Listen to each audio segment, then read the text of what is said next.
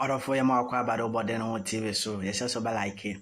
Nowadays, don't wait me, I don't so not subscribe it, no, I'll comment it, or comment section, or watch your wide rena.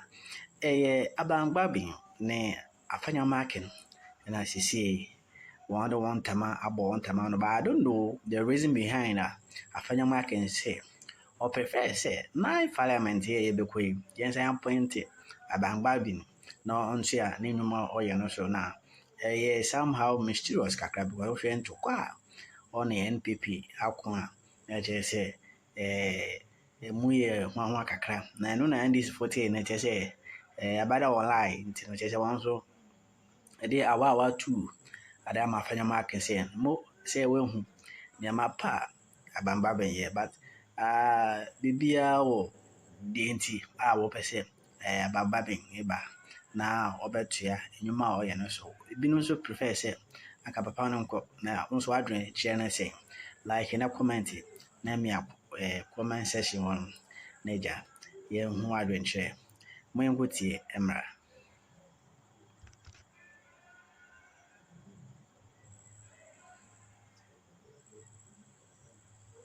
Appreciate them. Whilst we sit on this platform, we do not maintain all the knowledge in this world. People send us text messages on the spot information, and that usually changes the confirmation. Your platform is for education, entertainment, and to inform people. And so sometimes you'll be on the platform and an expert sends you a particular information that essentially changes even what you say and what not to say. I want to appreciate those people who usually come through for us. I appreciate you greatly. Roland, there have been instances that you've not been here, that either Bella or Na or Cookie have stepped in. And as men, we tend to try to maybe make it a bit the women more uncomfortable for them. And so I want to thank them for whatever it is that they have endured in keeping us in check. It's always a difficult thing. I appreciate them greatly. But you see, that said, I want to, on this issue of the speaker, even about the contested seats in relation to who will be inaugurated or will be part of that swearing in and all that. I've read on various platforms the conversation that at this critical moment, the responsibility is within the Clerk of Parliament, and that it is the clerk that will first admit the people into the House. It is the people who will then subsequently elect or select or, as it were, endorse whoever may be proposed as Speaker. I recall vividly in 2004 where former President Kufuor had brought ßetrayed.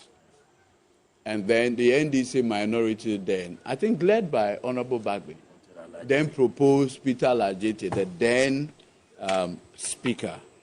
And the matter was put to a vote.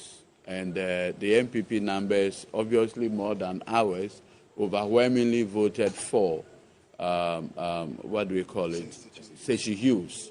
And so Lajete lost the plot. Obviously, there is going to be a conversation as to who will be the next speaker. Already, I've heard Honorable Afenyo Markin and co saying that Honorable Bagbin should stay and they will prefer working with him, among other things. Speaker Bagbin is somebody whose pedigree and, let me say, experience is one that is over 30 years relative to our democratic experiment.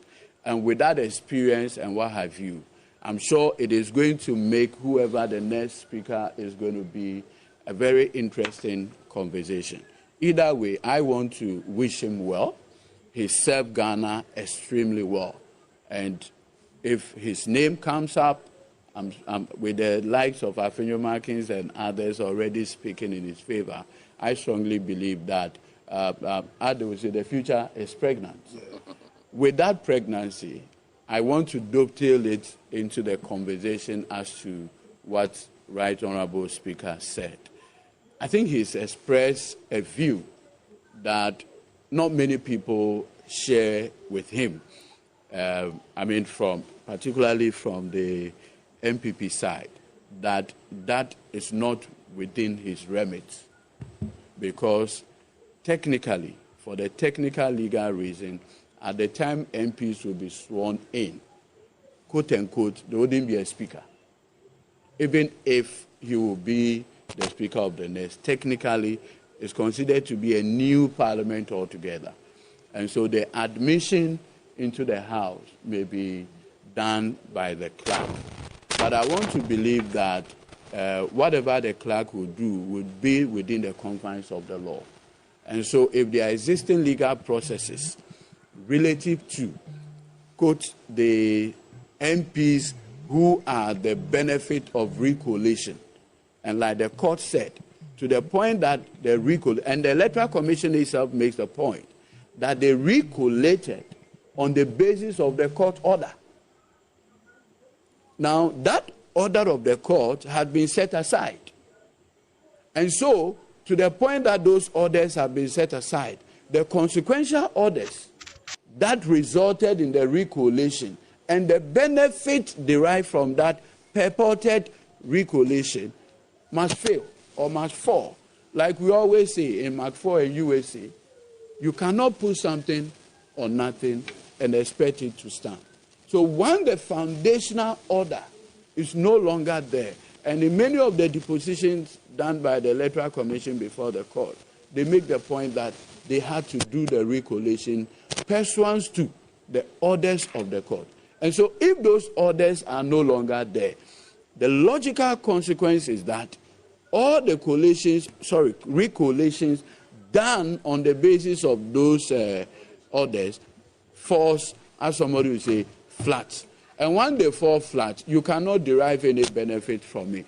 I think that it is within that context that the Right Honourable Speaker is saying that if you are a product of that impugned order, if you are a product of that quash order, then you can't enter the House.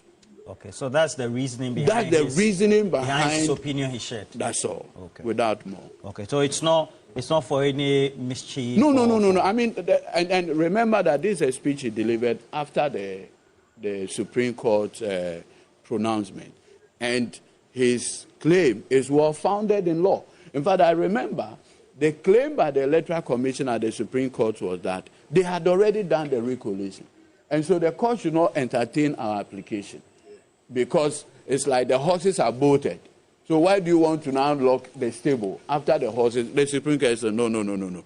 Once the impugned orders form the foundation of the so-called recollation, it must fail. And that's the logical consequence for it. And so under the circumstance, the Speaker is right to say that those people should not enter the House. Well, I'll say good morning to Abigail Darko with the Ghana National Association of Teachers, Goma District area, always helping us do some great discussions. I wish all the best. Merry Christmas. But what do you say in response to that? Perhaps we shouldn't take the Speaker out of context. Yes. But the question then is, as the man he is and the role that he plays, did he need to make that comment? Roland, sometimes I uphold the saying that silence is golden.